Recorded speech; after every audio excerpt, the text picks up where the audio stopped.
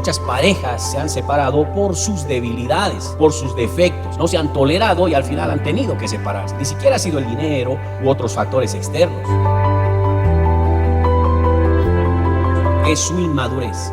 Iglesias se han dividido también por la intransigencia de los miembros, tal vez el egoísmo de un grupo determinado.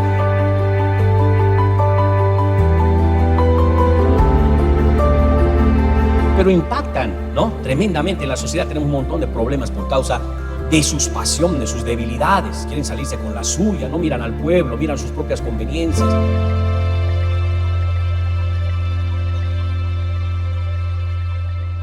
Bien, queridos hermanos, vamos a ver hoy el tema de la palabra transformando las debilidades en fortalezas.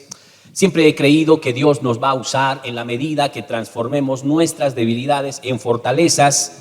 Una debilidad es un defecto en nuestra vida, es una insuficiencia, es una flaqueza, es una limitación, es una fragilidad, ¿no? Un defecto es algo negativo, una debilidad es algo negativo. Por ejemplo, puede ser el orgullo, puede ser la autosuficiencia, la soberbia, la terquedad, puede ser la impaciencia, la envidia, el egoísmo, puede ser, hermanos, los celos, la desconfianza, ¿no? Puede ser también el resentimiento, la cobardía, puede ser la ira, las pasiones desordenadas, no sé, pero todas estas cosas son defectos, son debilidades que todos tenemos. O sea, no hay una sola persona que no tenga una de ellas. Todas, ustedes, yo, todos tenemos debilidades. No son iguales, pero tenemos debilidades. Y estos sentimientos lo que hacen es impactar fuertemente contra las relaciones, como por ejemplo la familia, puede ser la sociedad, puede ser, hermanos, la iglesia, el trabajo. Y cuando estas cosas impactan, tienen la capacidad de destruir, tienen la capacidad de dividir.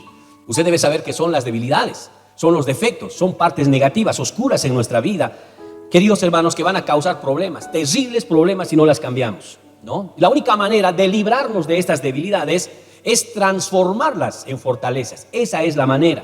Una debilidad, hermanos, no desaparece, se esconde por algún tiempo, pero no desaparece, siempre va a estar allí. Usted puede luchar con una debilidad constantemente. Tal vez un tiempo pueda calmarse, pero le aseguro que volverán. Así pasa. Por eso usted ya no debe luchar contra las debilidades, debe tener un pensamiento, cambiarlas en fortalezas. John Maxwell decía que los malos hábitos no se pueden erradicar. Los malos hábitos se deben cambiar por buenos hábitos. Es la única manera de vencerlos, decía. Bueno, hermanos, cuando un corazón cambia, cuando las debilidades se cambian en fortalezas, es cuando un corazón cambia. Una persona cambia cuando cambia sus debilidades en fortalezas. Podemos ver que eso, hermanos, es un milagro de Dios. Yo considero eso, es un milagro de Dios. Porque yo creo, y con toda la experiencia de todos estos años que he trabajado con personas, le puedo decir, hermanos, que solo Dios hace el verdadero milagro del cambio. No hay más. Una persona puede emocionarse, cambiar un tiempo, pero no va a durarle. Un verdadero cambio de adentro para afuera lo hace el Señor a través del nuevo nacimiento, ¿no? Esa es la experiencia, la garantía que tenemos los seres humanos para ser mejores personas. Solo Dios inspira, ¿no? Dios instruye, Dios da conocimiento, Dios te da razones, te da respuestas. Entonces eso es lo que va a cambiar nuestra vida. Porque al darte una palabra, al recibir una respuesta de Dios, hermanos, Dios rompe paradigmas en nuestra vida que teníamos antes, que se han formado. ¿Sabe de dónde vienen esas debilidades que uno tiene, esos defectos? Son construcciones, muchas veces sociales, culturales. Son cosas que han venido de la familia y que vienen de padres a hijos. Son cosas que vienen del entorno, de la sociedad. Uno aprende a ser malo. Uno se contagia con los demás. Ahí surgen esas debilidades. Por eso muchos son diferentes. Y cuando de repente asumen responsabilidades de la familia, el trabajo, algo, hermano, no pueden con eso. Porque es demasiado grande la irresponsabilidad. Y entonces usan la fuerza, usan la tiranía para imponer sus convicciones. Ese padre es un tirano y solo quiere de repente ejercer presión para que le oiga a su esposa o sus hijos, o viceversa, la esposa puede hacer lo mismo. O al final los hijos se resisten y se van. Hermanos queridos, esos son defectos, debilidades que uno tiene, ¿no? Una vez alguien me dijo, pastor, me dijo, yo conozco una persona buena que no necesita a Dios. Hay personas buenas que no necesitan a Dios para cambiar. Bueno, yo le dije, tú tienes un gran problema. Y ¿sabe qué? Te voy a decir lo que dice la Biblia. Y ahí está, Mateo 19, 17. ¿Qué dice la Biblia al respecto? Yo le dije, joven, lee estos pasajes. Porque él dijo, ¿por qué me llamas bueno? Ninguno hay, note esa parte, ninguno hay bueno, sino uno, Dios. Mas si quieres entrar en la vida, guarda los mandamientos.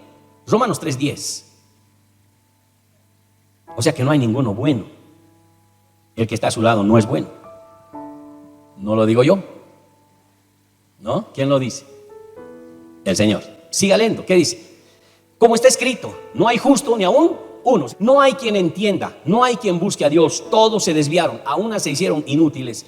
No hay quien haga lo bueno, no hay ni siquiera uno, dice el 12. El 13, sepulcro abierto en su garganta, con su lengua engañan, veneno de áspides hay debajo de sus labios. Su boca está llena de maldición y amargura.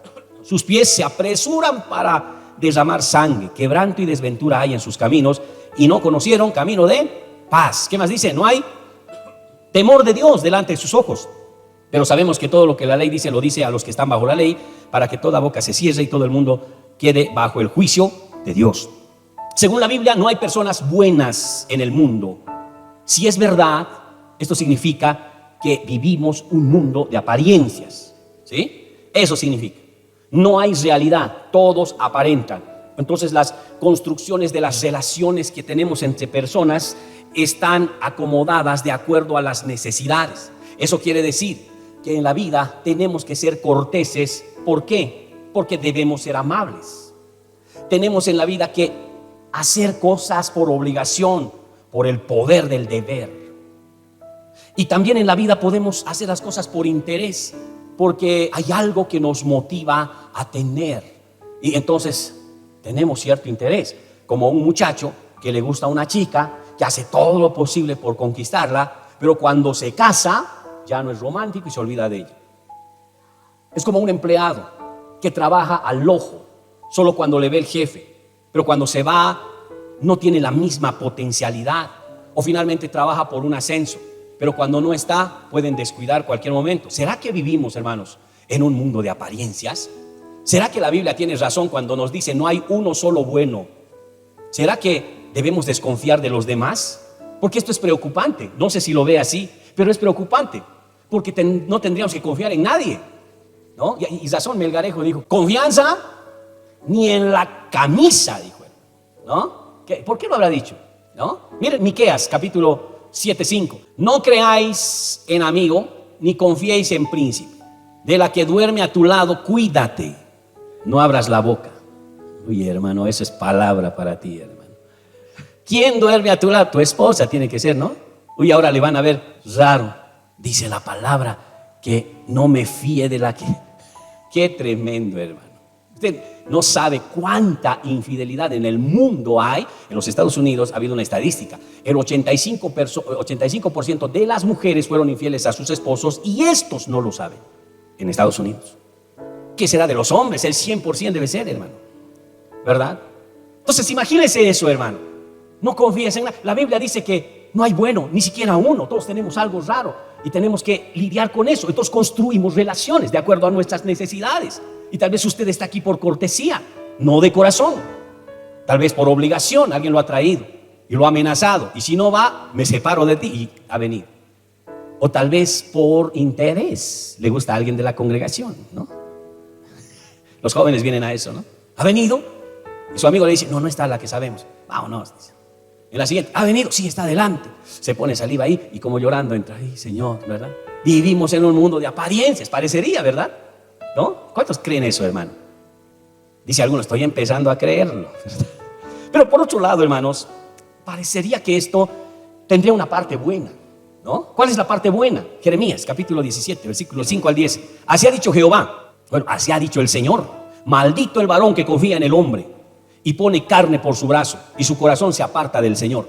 Será como la retama en el desierto, y no volverá cuando viene el bien, sino que morará en los sequedales, en el desierto, en tierra despoblada y deshabitada.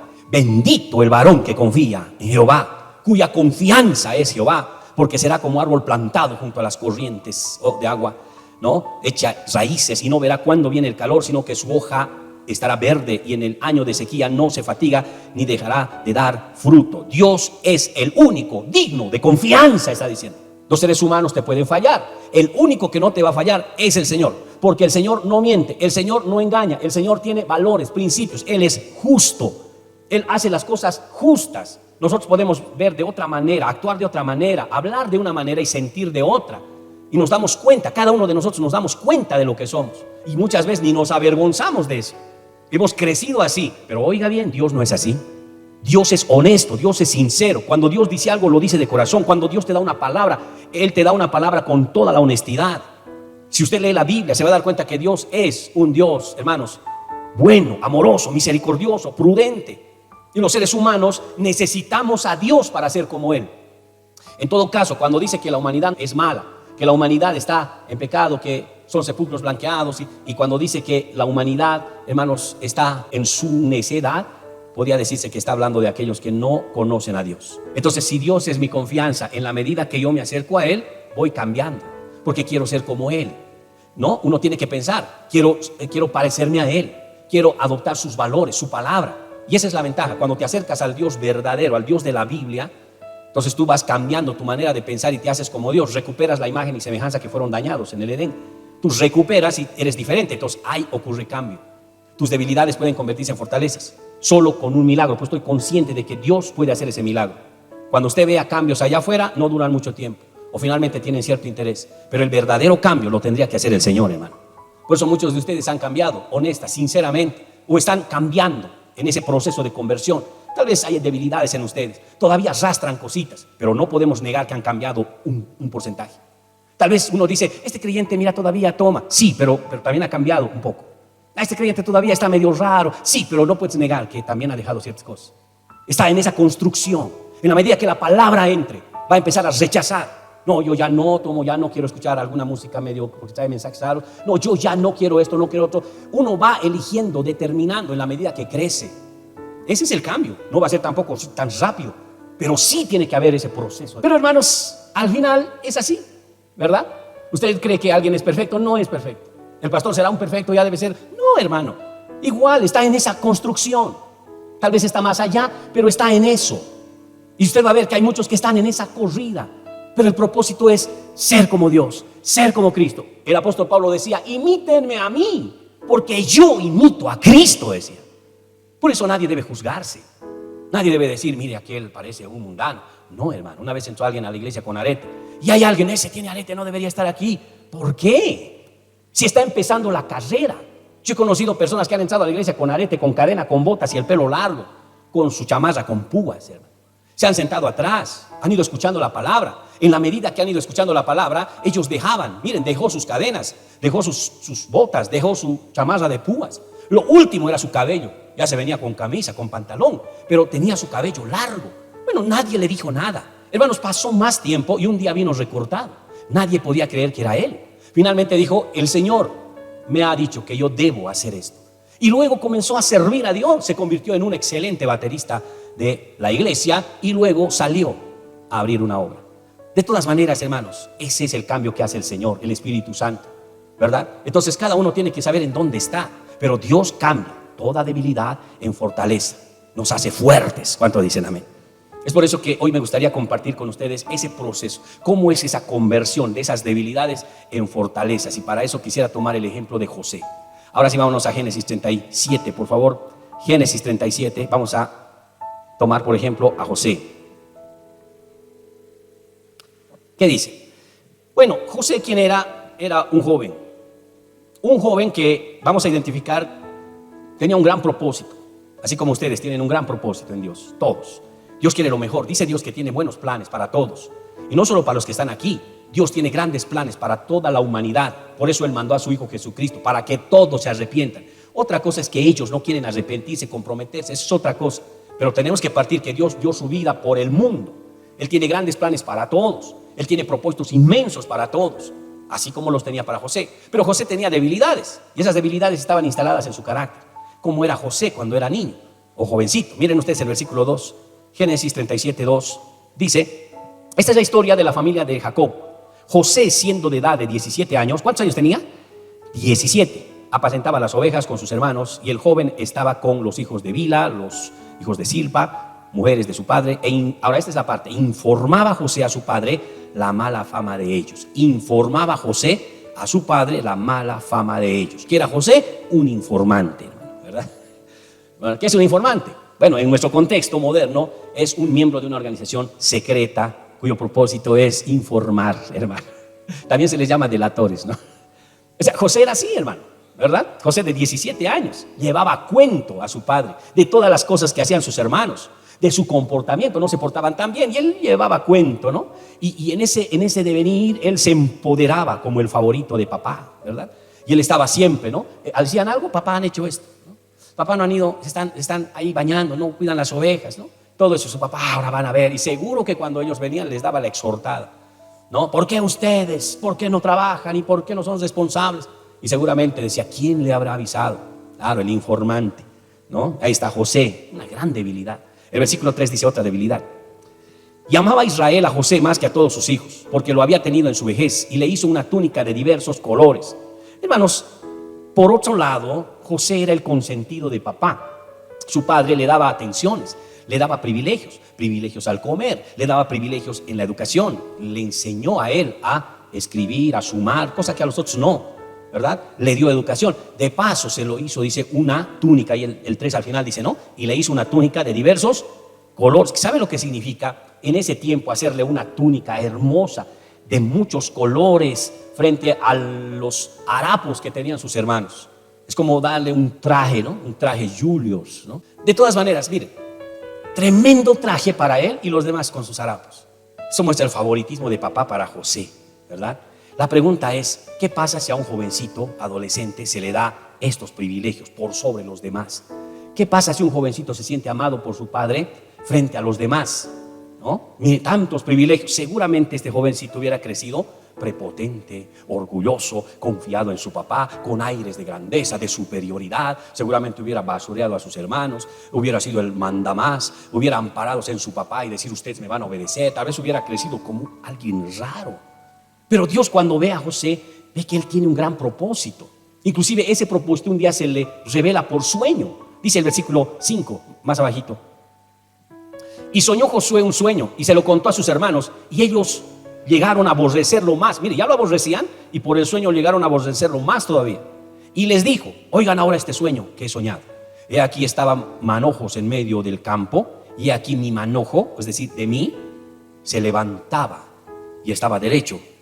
Y que vuestros manojos estaban alrededor y se inclinaban al mío. Que, imagínense, lo aborrecían y dice que lo aborrecieron mucho más por el sueño. Es como comer pan delante de los pobres. ¿Saben qué? Muchachos, hermanos, quiero contarles un sueño. Ya, qué terrible. Lo voy a avisar al papá si no me escucha. Ya. Soñé que cada uno tenía un manojo. El mío estaba al centro. ¿Qué creen? El mío se levantaba y el de usted se inclinaba. Qué cosas, ¿no? El verso 8, ¿qué dice? Y les respondieron sus hermanos, ¿reinarás tú sobre nosotros o enseñorearás de nosotros? ¿Qué dice? Y le aborrecieron aún más a causa de sus sueños y sus palabras. Es decir, no voy a leer, pero el 9 dice, soñó aún otro sueño, ¿no? Y a sus hermanos diciendo, ya, igual el otro, eran el sol, la luna, las estrellas, ¿no? Y ahí estaba representado el papá de ellos como el sol, su mamá como la luna, ellos las estrellas, y todos se inclinaban a mí. Y ellos dijeron, ¿también nuestro padre se ha de inclinar a ti? ¿Cómo es posible? Y lo empezaron a aborrecer. Mire lo que era José en ese tiempo, hermanos.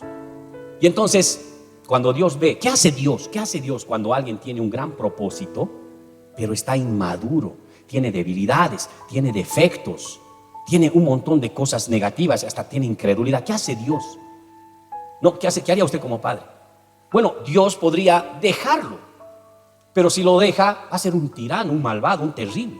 Y no se cumpliría el propósito grande. Entonces Dios tiene que intervenir, hermanos. Dios tiene que intervenir y cambiar las cosas, porque Dios interviene. ¿Saben? Dios intervino a tu vida en el momento que tú llegaste a la iglesia. Yo no sé si tú te has convertido o no, si vienes por cortesía, obligación, compromiso o por intereses. Pero sí te voy a decir algo, no puedes negar que Dios ha intervenido tu vida y que ya sabes quién es Él. ¿Pero por qué interviene? Porque se supone que Él tiene planes grandes. Pero ¿cómo nos ve? Débil, defectuosos, con problemas. Terrible este muchacho. Yo creo que tenemos que hacer algo. Mire, Jeremías capítulo 29, versículo 11. Porque yo sé, dice Dios, los pensamientos que tengo acerca de vosotros, dice Jehová, pensamientos de paz y no de mal, para daros el fin que esperáis. Entonces me invocaréis y vendréis y oraréis a mí, y yo os oiré. Y me buscaréis y me hallaréis, porque me buscaréis de todo vuestro corazón. Dice. Eso dice el Señor, hermano, aquí. Es decir, yo tengo buenos pensamientos, yo tengo un buen plan para ti, tengo un propósito grande para ti. Tengo algo que puede ayudarte, puede cambiarte, transformarte. Y cuando llegue ese día, tú me vas a invocar, vas a orar y me vas a conocer. Y me vas a buscar de todo corazón. Ya no de corazón fingido. No, ahora me vas a buscar de todo corazón, dice el Señor. Todos hemos llegado a ese punto, hermano. Tal vez al principio dudamos, ¿no? ¿Será? ¿No será? Pero después vamos entendiendo que es el Señor. Y entonces Dios tiene que intervenir, ¿no? Y entonces, ¿qué hace Dios, hermano? ¿Qué hace Dios? Dice, no, a ver, José tiene que ser cambiado. Así como tú, vas a tener que ser cambiado. ¿Cómo lo cambiamos? Para que él pueda entender que tiene un gran propósito y esté a la altura. De paso, tiene el propósito de entrar al reino de Dios, pero así no va a entrar. Ninguna cosa inmunda va a entrar al reino de los cielos. ¿Qué hacemos? Tenemos que cambiarlos. Es ahí donde Dios dice, cambiemos sus debilidades en fortalezas. Por lo tanto, ¿qué usa Dios? Zacarías 13:9. Esto utiliza para cambiar. Y meteré en el fuego a la tercera parte y los fundiré, como se funde la plata, y los probaré, como se prueba el oro. E invocarán mi nombre, y yo oiré, y diré, pueblo mío. Y él dirá, Jehová es mi Dios. O sea, dice, no está entendiendo, pero tiene que llegar a entender. Un día va a decir, Dios es mi Padre. Un día va a estar conmigo, va a orar, yo le voy a escuchar. Pero como ahora no está en esas condiciones, debo meterlo en un horno de fuego, ¿no? Y ese es el horno de Dios. ¿Qué se llama el horno de Dios? Son tiempos de forjamiento, de prueba, de tribulación, de angustia. Hermanos queridos, muchas de las cosas que la humanidad está pasando son simplemente un llamado de Dios. La gente todavía está dura, no, pero sigue viendo cosas en su vida, su familia, en la sociedad, y la gente sigue, no, dura, pero es un llamado. Dios está llamando a la gente. Dios nunca está callado. Alguna prueba, alguna dificultad es un llamado de Dios. Hay gente que ha venido aquí con tanto problema. Y yo le dije, confía en Dios. ¿Usted quiere confiar en Dios? ¿Cree en el Señor? Sí, creo. Entonces vamos a orar. Y después de orar, Dios ha hecho su obra. Y entonces ellos han conocido al Señor y se han convertido y han empezado a buscar más a Dios y lo han encontrado. Se cumple ese propósito. Uno llega a la iglesia por necesidad. Dice, Dios podrá hacer algo por mí. Dios podrá ayudarme, podrá cambiarme, podrá hacer algo por mi familia. Y sí, Él puede hacerlo. Debes confiar en Él.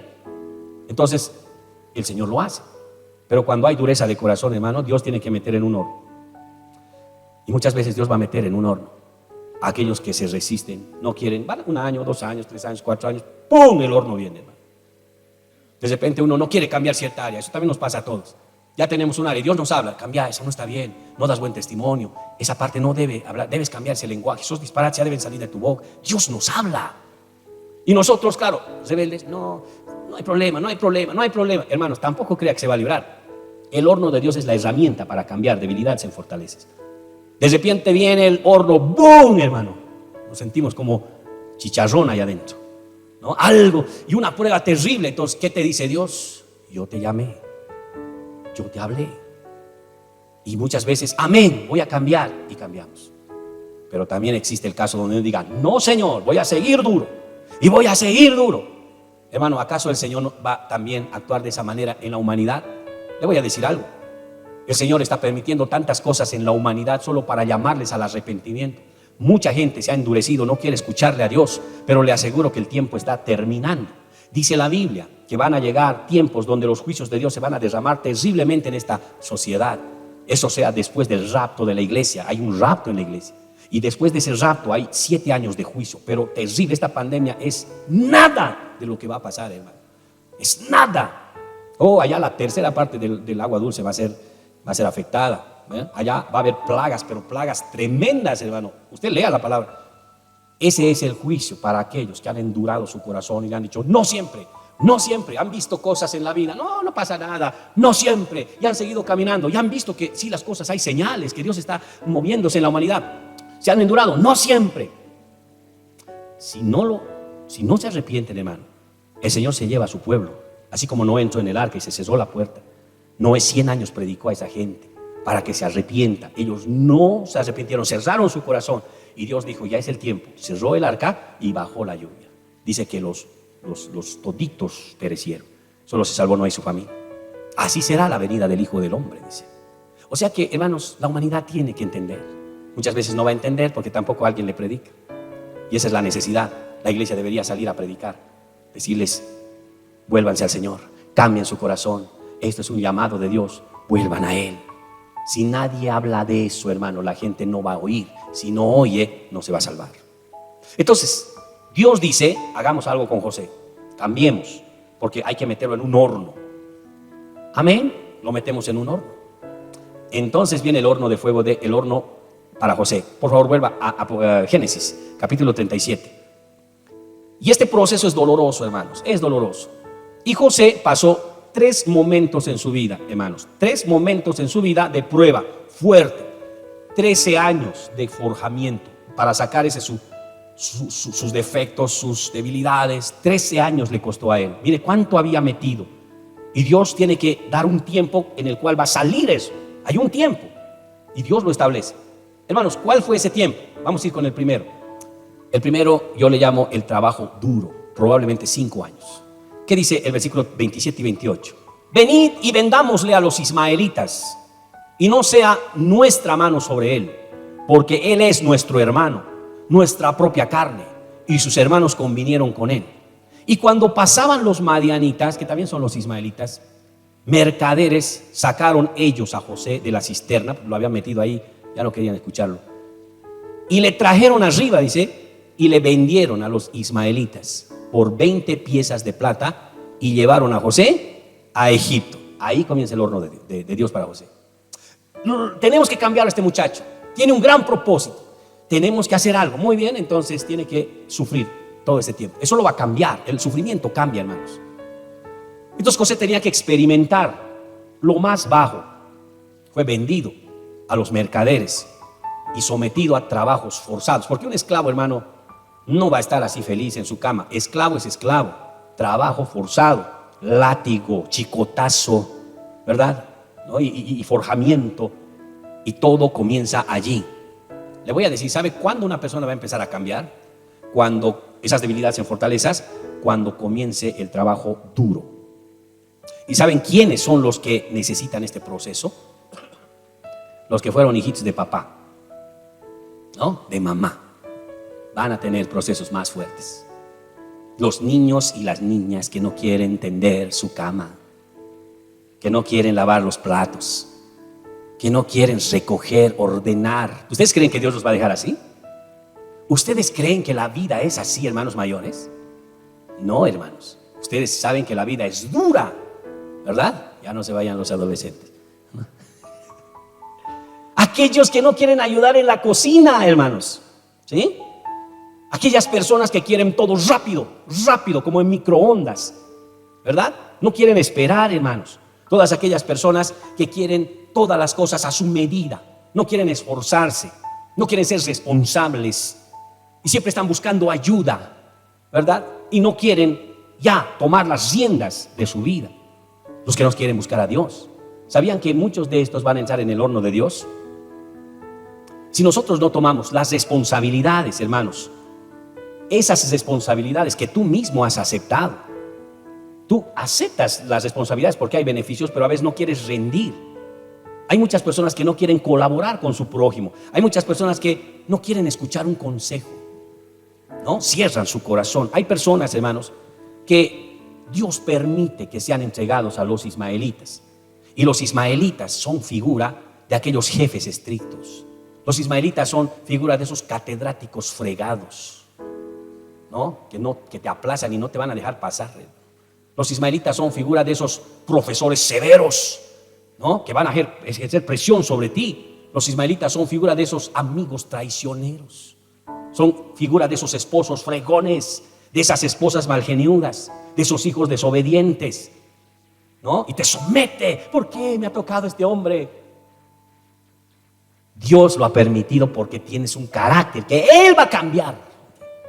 O viceversa. Te ha tocado esa mujer porque ella va a cambiarte.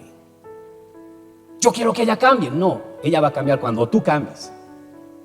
Dios obra a través de hornos, hermano. Claro, como somos muy egocéntricos, porque yo sufro, a mí nos hacemos siempre la víctima. Yo sufro mucho, sufro demasiado, ¿no?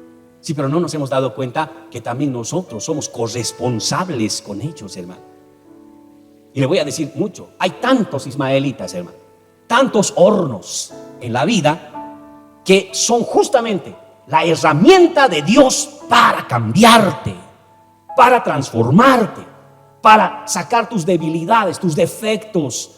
Y no va a irse hasta que tú cambies, hasta que seas honesto, recto, bueno, sincero, real, hasta que tengas valores que verdaderamente bendigan a tu prójimo, pienses en los demás, seas una persona diferente. No va a parar el Señor, hermano.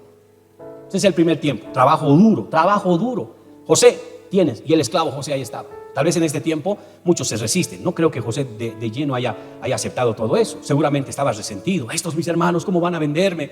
¿Cómo van a echarme en la cisterna? ¿Qué les ha pasado? Yo soy el favorito de papá, y si mi papá se entera los va a majar a estos, ¿no? Ay, yo quisiera que papá esté aquí, ¿no? Esa es la etapa, dependencia.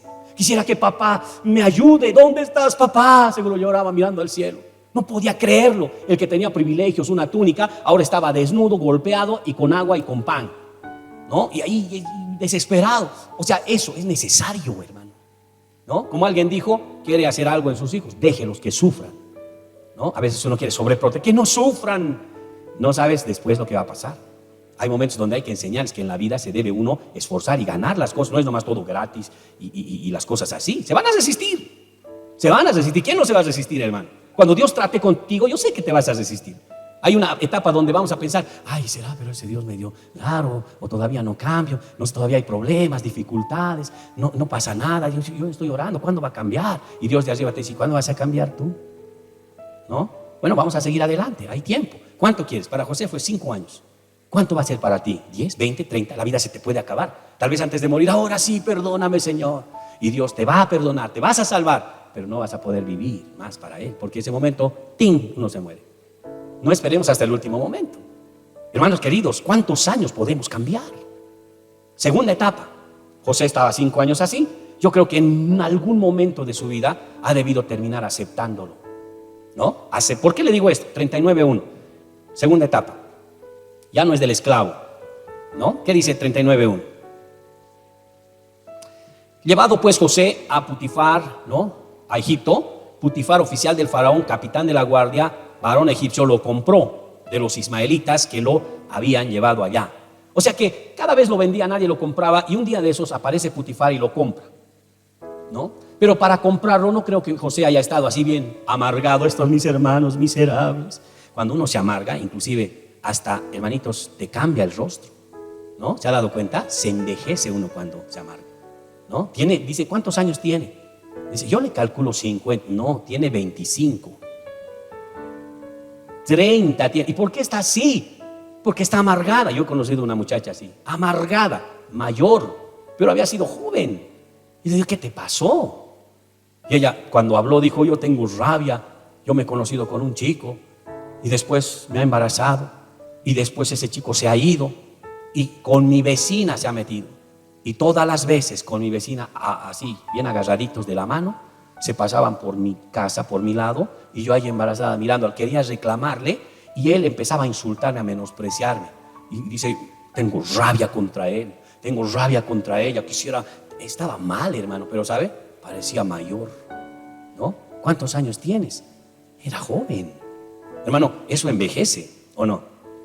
Puede ser. De repente, José, como esclavo, ha debido estar ahí, pero en algún momento dijo, yo creo que la vida continúa.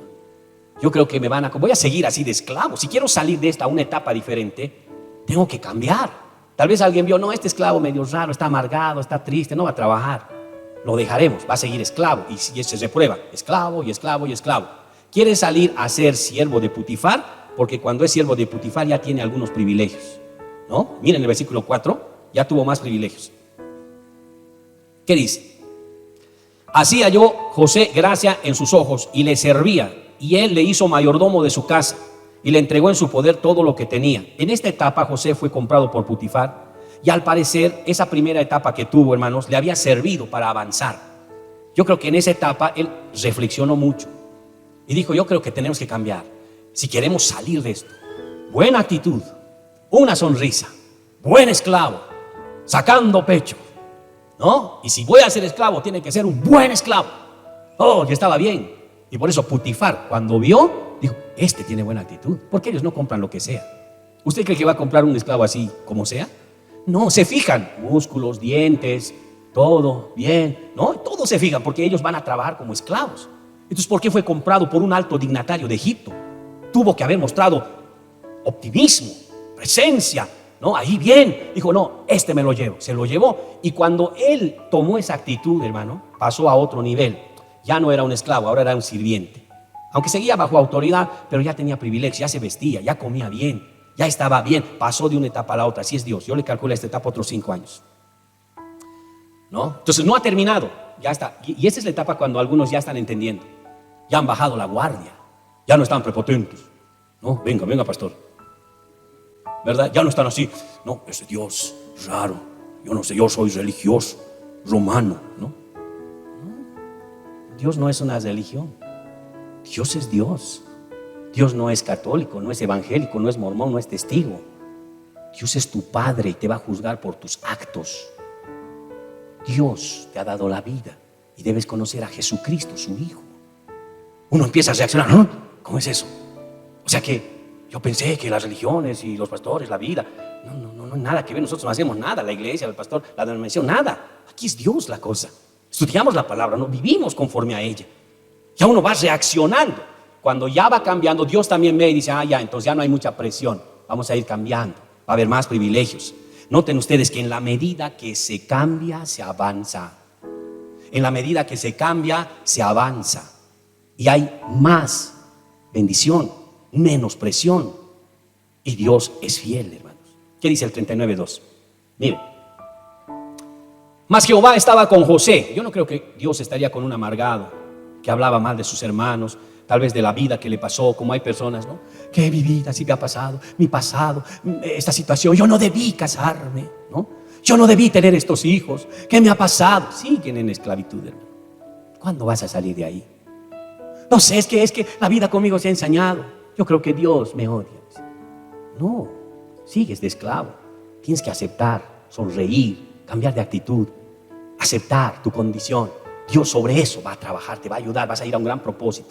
Pero entendelo. Y Dios dice, está cambiando, avanza, otro nivel. Y por eso dice aquí en el verso 2, mas Jehová estaba con José y fue varón próspero y estaba en casa de su amo, el egipcio. O sea que Dios empezó a bendecirlo a él y también bendijo al egipcio. Por causa de José, dice, ¿no? Más abajo, lo bendijo a Putifar. O sea que Dios ya se estaba manifestando porque José estaba cambiando, hermanos, ¿verdad? Y José había dejado de lado. Entonces, rencor, amargura, rabia. Ese es el primer paso. Si usted me dice, pastor, ¿cómo empiezo a cambiar mis debilidades? Ya, identifica tus amarguras, la rabia, la incredulidad, la falsedad, todo eso, identifica. Ya, muy bien, ahora tienes que rechazar eso. Eso no te conviene, no está bien. Tienes que sacarlo. Pero me duele. Dios te va a ayudar. Búscale, clama, te va a ayudar. Es un proceso. No se pueden ser años. No va a ser de un culto al otro. No crea, ¿no? A veces uno piensa, ya pues pastor, debería hacer Dios algo. Creo que no ha orado bien, dice. No es de un... Usted cree que por la imposición de las manos, Señor, obra, ¿no? Y lo va a cambiar. Esto se trata de entender, hermano. No es de emocionarse, y después uno se baja los humos y dice, no está haciendo nada Dios. No, es de comprender esto, cómo trabaja el Señor. Bueno, puede pasar meses, puede pasar años, usted determina los años hasta que lo entiende y entonces comienza a dejar. Vamos a dejar ya eso, ya pasó, ya estoy en el pasado pisado, ¿no? Como alguien dijo. Vamos a vivir el presente. A ver, ¿sobre qué tenemos? Bien, tengo mi familia, me esforzaré por vivir mejor, me esforzaré por llevarme bien, me comunicaré. Seré mejor padre, mejor madre, mejor hijo. Ya seré mejor creyente, mejor individuo, mejor persona. Trataré de disfrutar, solo me queda un tiempo más de vida. Por lo menos disfrutaré, la pasaré bien, ¿no? Todo en su lugar. Yo creo que tenemos solo una vida, debemos cambiar, amén, ¿no? Eso te provoca el cambio al siguiente punto, hermano. Dios estaba con José. ¿Por qué? Porque José estaba con Dios. Yo no creo que solito pueda hacer esto. Esto se hace solo con Dios, hermanos, ¿verdad? Entonces, una prueba de ese cambio, una pruebita de ese cambio. Vamos a ver cómo está. Dios también prueba, hermano, para saber si es real tu cambio. Génesis 39, 7. Entonces aquí pasa un acontecimiento, hermanos. Dice el verso 7: aconteció después de esto que la mujer de su amo puso sus ojos en José. Wow. Y dijo: duerme conmigo. ¿Quién puso sus ojos sobre José? La mujer de Putifar, ¿no? ¿Y ustedes creen que Putifar estaba casado con una mujer así cualquiera? Estos dignatarios altos escogen mujer, hermano, ¿no? Seguramente era una chica hermosa. Claro, esa vida de ellos es medio aburrida. Y ven la gracia de Dios en José. Puso sus ojos en José y dijo: José duerme con... Ella propone dormirse con él. Dios lo permite porque es una prueba para él. ¿Ha cambiado o no ha cambiado? El 8. ¿Qué dice José? Y él no quiso. Y dijo a la mujer de su amo. Miren las convicciones de José. ¿Qué dice él? He aquí que mi señor no se preocupa conmigo de lo que hay en casa, y ha puesto en mi mano todo lo que tiene. Era el mayordomo. Se podría decir que era el segundo. Mira, hasta allá había llegado José. Tanta confianza, ¿no? ¿A quién le va a dar tanta confianza? ¿A quién va a poner así con: yo confío en este hombre, va a llevar bien mis negocios, lo va a hacer multiplicar, tiene toda la caja abierta? Mire sus valores. ¿Cómo era antes? Un informante, un prepotente, un orgulloso. En 5 años ya estaba entendiendo, ya puso su vida recta. José demuestra confiabilidad, le pone todo en su mano. Luego dice el 9, dice: no hay otro mayor que yo en esta casa. Wow. Y ninguna cosa me has reservado, dice, sino a ti, por cuanto tú eres su mujer. ¿Y qué dice? ¿Cómo pues haría yo este grande mal y pecaría contra Dios? O sea, todo me lo ha puesto en mi mano. Yo puedo hacer todo en esta casa: despedir, contratar, hacer un negocio, todo. Él confía ciegamente en mí. Lo ha puesto todo en mis manos, excepto a ti. Tú eres su mujer. Seguro él estaba de viaje, ¿no? Eres su mujer. ¿Cómo puedo hacer yo eso contra él? ¿Y cómo puedo hacer yo eso contra Dios? Sería un pecado. ¿Cuántos hombres no piensan así? Hacen de su vida moral un carnaval. Nadie sabe, pero Dios lo sabe, hermano. ¿O no? A su nombre. ¿Acaso no te ve? ¿No ve a la gente? ¿Dónde siento? Y uno, ¿dónde estás? Siente uno la voz de Dios. Guardas las apariencias. Vivimos en un mundo de apariencias. Nada es lo que parece. Tu integridad delante de Él es lo único que va a valer en este mundo. ¿Cuántos me están entendiendo, hermano? Entonces eso es, Dios todavía mira eso. Bueno, ¿qué hace el Señor, hermano? Todavía, mira, has cambiado un poco, pero todavía hay algo. Sigue siendo esclavo, no importa que tengas todo, pero sigue siendo esclavo. Bueno, pero ya él estaba cambiando, más bien que no se dio. Él hubiera dicho: bueno, yo creo que Él no va a molestarse si estamos juntos por una nochecita. Hermanos, una nochecita no es una nochecita. Son 2, son 3, son 4, son 5. Y por eso se meten en problemas muchas personas. Un momentito de pasión destruye a tus hijos. ¿Sabías eso? Ni siquiera es a ti. Ellos van a pagar los platos rotos. O ellos te van a aplaudir. Qué bien, qué bien. No lo creas, hermano. Tus familiares, los hermanos de la congregación, ¿verdad? Tal vez, bueno, no tanto en el sentido de juzgar, pero es una decepción, va a ser una decepción. Tal vez hay que restaurar y todo eso, pero uno tiene consecuencias tarde o temprano. Y uno no mira esas consecuencias, pero mira ese momentito. José no, mire José, calificado.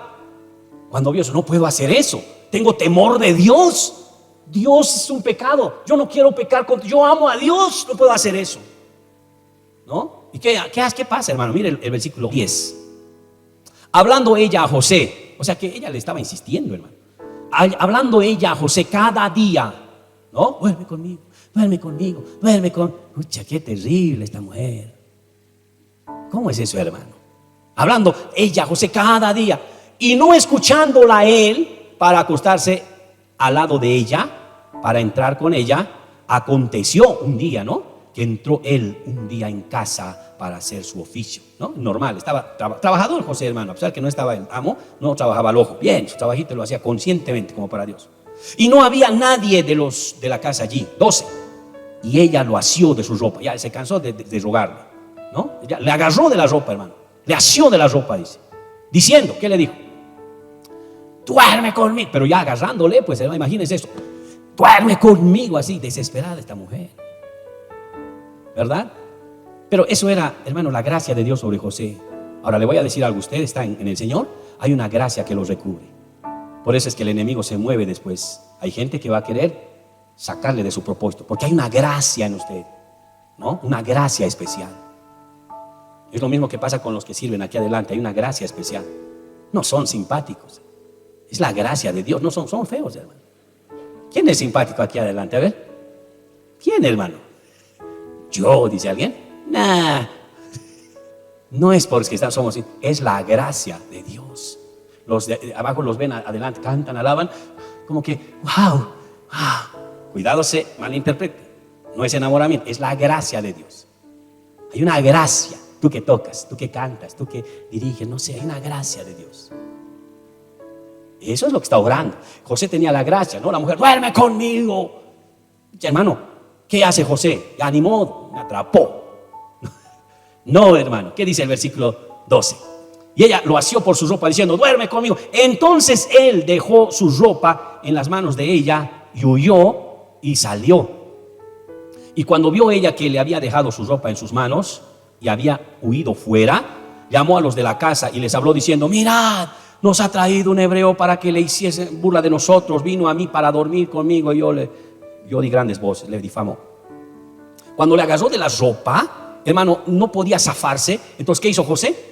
Tuvo que sacarse, hermano, ¿no? Se sacó la chamarra, ¿qué será? No sé, lo dejó en sus manos porque estaba agarrando fuerte, mira ese extremo, y se escapó, huyó, hermano. Eso es inteligente, hermano. O sea que huir no es cobardía, ¿no? Aquí usted no puede, cuando se trata de este asunto, usted no puede decir, yo soy el ungido de Jehová. No puede decir eso, hermano. Yo oro al Señor, sirvo a Dios. Nada, hermano, en esos casos hay que huir. Huyó y la mujer se quedó impotente, se quedó de rabia. Por eso dijo, atención, aquí esa esclava quería aprovecharse de mí, aquí está la prueba. Claro, los sirvientes vinieron, vieron la ropa de José, no sabían qué hacer, hermano. Claro, se fueron, pero se imagina lo que pasó, ¿verdad? Vino el esposo en su momento y le contaron, ese tu esclavo así ha querido aprovecharse de mí y ha entrado cuando yo estaba sola, es un bellaco, ¿no? Y mire, aquí está la prueba y hay testigos. Y los testigos sí hemos visto que ella estaba con la... ¿Y dónde estaba José? No, pues ha huido, ¿no? ¿Por qué? Porque cuando he gritado, él no sabía qué hacer, ha tenido que escapar. Uy, ¿cómo es posible? Ahora, hermano, ¿por qué el esposo no le mató a José?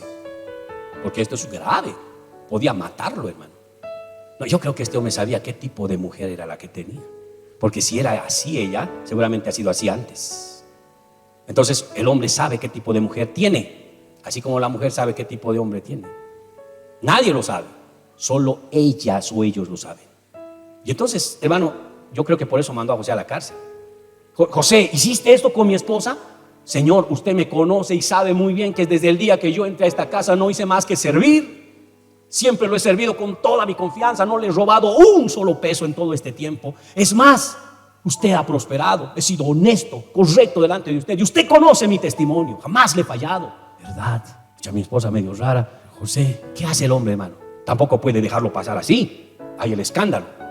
A la cárcel. José, tienes que irte a la cárcel. Tal vez yo te entiendo, sé, pero tienes que entenderme a mí. A la cárcel. Él se fue a la cárcel. Pero uno dirá, ¿por qué Dios lo envió a la cárcel? Él estaba en un horno siendo trabajado, ya había pasado la primera etapa, estaba en la segunda. ¿Y ahora qué pasa? Esta es la prueba más grande para los que han pasado la segunda etapa. ¿Sabe cuál? La prueba a su ego propio, a su justicia propia, la inculpabilidad de la inocencia. Cuando alguien, hermanos, no ha hecho nada, pero es inculpado injustamente. Segunda cosa, para probar su honestidad y su cambio. ¿Sabe cómo Dios va a probar realmente tu cambio? No con cositas como en la primera etapa. Dios va a probarte mucho más profundo para saber qué haces. Y es ahí donde muchos reprueban, porque dicen, se amargan. Pero yo soy inocente. No puede hacer esto. Una persona normal diría eso. No puede hacer esto. Soy inocente. Es usted malo. ¿Cómo va a hacer esto conmigo? Usted sabe el tipo de mujer que tiene. Él hubiera reaccionado así. Es que soy inocente, esto es injusto, esto es injusto. Ya, sáquenlo. Es injusto, yo nunca debería venir a trabajar a este lugar. Y este lugar es una terrible cosa. Y usted y esa mujer, aplazado. Usted no sabe cómo trabaja Dios, hermano. Espero que el Espíritu Santo le esté ministrando la palabra en su interior. Espero que el Espíritu Santo le esté mostrando. No soy yo el que le enseño, es el Espíritu el que abre el entendimiento. Dios sabe cómo tratar. Usted no está ajeno a Dios. Dios es el Todopoderoso, hermano. Sabe cómo tratar con cada uno. José no hizo eso, como Jesús no abrió su boca. Dice que fue llevado al matadero. José simplemente aceptó, porque él había aprobado la segunda etapa. Dice, si usted lo ve conveniente de esa manera, yo sé que usted está con problemas, usted no me cree, todas las evidencias están en mi contra, lo entiendo perfectamente. No se preocupe, no se preocupe. Yo me voy a sujetar, me voy a someter. No se sienta mal. Es como Jesús en la cruz, perdónalos, porque no saben lo que hacen. Es como Esteban, Señor, no les tomes en cuenta este pecado. Lo estaban apedreando. No les tomes en cuenta este pecado, Señor. Y ahí murió apedreado. El clímax del cambio, la transformación, hermano, la madurez. Se sometió y se fue a la cárcel. Ya estaba poco, faltaba poco, hermanos. Tercera etapa, considero unos 3 años. 3 años más, hermanos. Vea conmigo, por favor. Génesis 39, 22. La Biblia dice que José llegó a la cárcel. Cuando llegó a la cárcel, estuvo poco tiempo allí. De repente las cosas cambiaron. Porque cuando uno está creciendo, donde sea se hace sentir. ¿Qué dice 39, 22?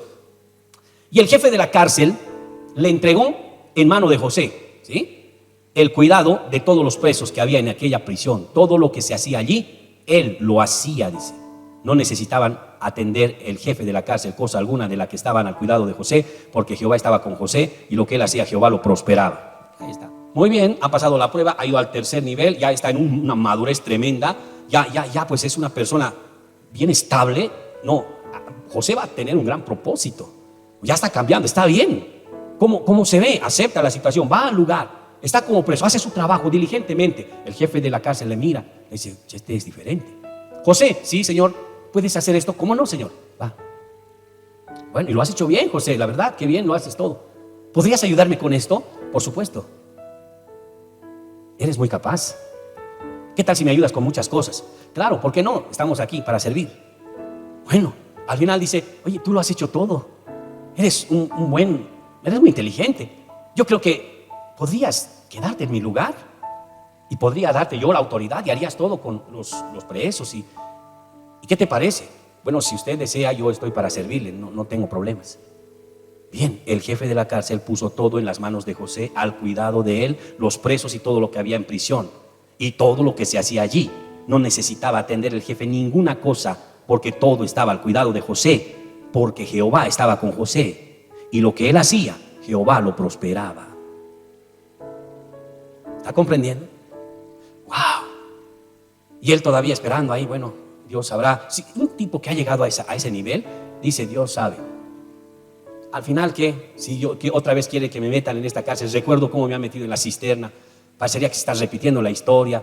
Parecería que otra vez como una tentación para sacar mi amargura. Pero no, Dios está al control. Dios está obrando. Sé que Él se va a mover. Vamos a dejarlo en las manos de Dios. Esta prueba no lo derribó, hermanos. Él estaba todavía con buen semblante, con fe, con gozo, con entusiasmo. Él estaba viviendo su prueba. Como dice Santiago 1:2. Hermanos míos, tened por sumo gozo cuando os halléis en diversas pruebas. Qué tremendo. Ya, él estaba feliz. Hermano, faltaba 2 años. Entonces pasa algo. Génesis 40, 23. Vamos a poner. Y el jefe de los coperos no se acordó de José, sino que le olvidó. Él está en la cárcel y viene el copero y el panadero. Tuvimos un sueño. A ver, cuéntenmelo. Yo soñé que estaba haciendo pan para el rey y hecho panes y de repente estaba llevándolo cuando vino un cuervo y se las comió los panes. Y el copero dice, yo también soñé que estaba preparando el vino para el rey y estaba llevando el vino, y el vino él lo tomó y se agradó, dijo, qué rico vino. José dijo, siento decirle esto por una parte, pero también por otra, para su bien.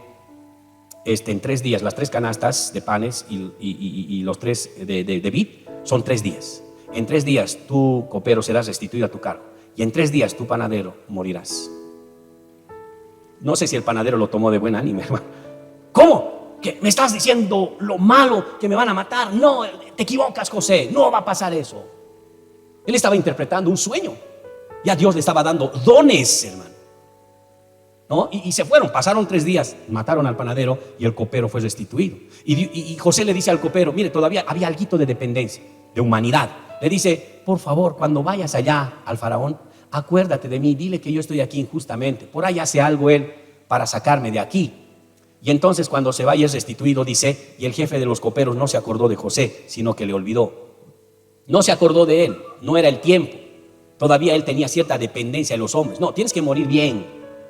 No se muere mal, hermano, ¿no? Cuando yo era niño quise matar una gallina y entonces me dijeron, tienes que volar el pescuezo. Yo no sé, pero me lanzaron ahí a darle un machetazo ahí en el pescuezo, pero la gallina empezó a caminar, derramar sangre y por todo lado. Yo me asusté, hermano, me traumé desde ese tiempo. Sin cabeza la gallina estaba caminando, ¡pah! Y la sangre, ¡puf! Yo dije, ¿qué hice? Soy un asesino. Yo entendí que cuando se mata a esas gallinas se debe agarrar las alas, pisar sobre ellas, agarrar bien el cuerpo y recién rebanarla el pescuezo, ¿verdad? Para que ahí se desangre y muera. Cuando uno muere tiene que morir bien, hermano, con altura. 2 años se olvidó. 2 años se olvidó. No era, necesitaba eso. Voy a resumirlo para terminar. Después de 2 años, Faraón se sueña con las vacas flacas, las vacas gordas, las espigas. Uy, fue terrible, traumante. Dice, ¿quién va a interpretar este sueño? Siento que es algo que me están hablando y nadie quiere interpretar, nadie puede. Él dice, traigan a todos, nadie lo hace, hermano. Se enoja el Faraón y en ese momento se acuerda ahí el copero. A mí le dice, Faraón, sí, tengo algo que decirte, ¿sabes? Yo hace años estaba en la cárcel, mira que había un muchacho que me profetizó y por eso estoy aquí. Él parece que interpreta sueños, tal vez le puede ayudar. Tráiganlo, dijo. Y ahí vino José, man. Y cuando vino le dijo, ¿tú puedes interpretar? Sí. A ver, dime, yo me he soñado esto, le cuenta el sueño, hermano. Y entonces José le dice, Señor, tengo que decirle algo. El Señor va a revelar su sueño y dice que Egipto va a sufrir 7 años de hambre, terriblemente, una hambruna fuerte. Pero también antes de eso va a venir 7 años de prosperidad, como nunca antes ha habido. Así que eso es lo que significa su sueño, ¿no? Y luego él dijo, yo le aconsejo que en esos 7 años de prosperidad haga graneros, quintee la tierra, ponga una parte en esos graneros, ahorre para los días de necesidad. Y entonces cuando tenga el suficiente grano ahorrado por la abundancia que tendrán, ustedes podrán repartirse en los tiempos de necesidad y también vender a otras naciones, enriquecerse. Tal vez sus habitantes también ya no tengan, los van a vender a ellos mismos y ellos se van a vender a sí mismos, de tal manera que Egipto va a tener hegemonía y poder sobre sus habitantes, sus tierras y las tierras de los demás.